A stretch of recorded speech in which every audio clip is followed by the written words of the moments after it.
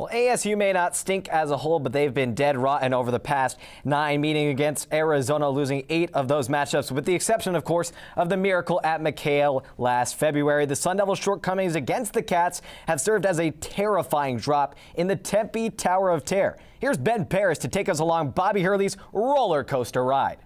When Bobby Hurley looks back at his time in the Pac-12, it will be remembered as a period of time with high highs and low lows, or perhaps rises and drops in what you could call the Tempe Tower of Terror.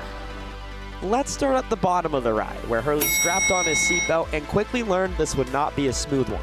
ASU did not win more than 8 games in conference play or finish better than 8th in the pack in Hurley's first 3 seasons, and had a combined record of 20-34 in 2016, 17, and 18.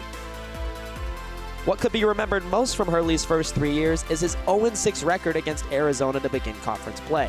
The Twitter trolls from Tucson would not let him forget it in his mention, but this ride was heading in the right direction. ASU quickly zoomed up in 2019 when they finished 2nd in the Pac-12, its best finish with Hurley at the helm. A win over #1 Kansas put the Sun Devils on a path to a 12-6 conference record and the #2 seed at the conference tournament, the only time ASU would actually get a bye in Las Vegas. They would ultimately lose to Oregon in the tournament semifinal and slip into the first 4 of the NCAA tournament for a 2nd year in a row. As you may recall, 2020 was weird. Arizona State was building momentum and finished in the top 3 of the pack despite losing 3 of their first 4 conference games to ranked opponents. After the 1-3 start, ASU went on a streak, winning 9 of 10 games in a row and secured another bye in the conference tournament. But before they could go dancing, the program was affected by a virus. Ever since, it's been hard to keep up on this ride. Hurley and the Devils struggled mightily during the 2020-21 season, starting Pac-12 play 0-5 before finishing 7-10, slipping down the conference standings. It was a marginal rebound the next season when the Sun Devils got off to another slow start in Pac-12 play, 2-7, before playing what could go down as the most memorable game they played in the conference, a triple OT affair with UCLA. Loose ball, picked up in the corner, Watson gets rid of it, it's no good, and Arizona State wins it in triple overtime, beating #3 UCLA, 87-84. Hurley and his squad bounced back the second half of conference play to finish 8th in the standings at 10-10, all leading up to a first-round loss to the 9-seed Stanford in Vegas.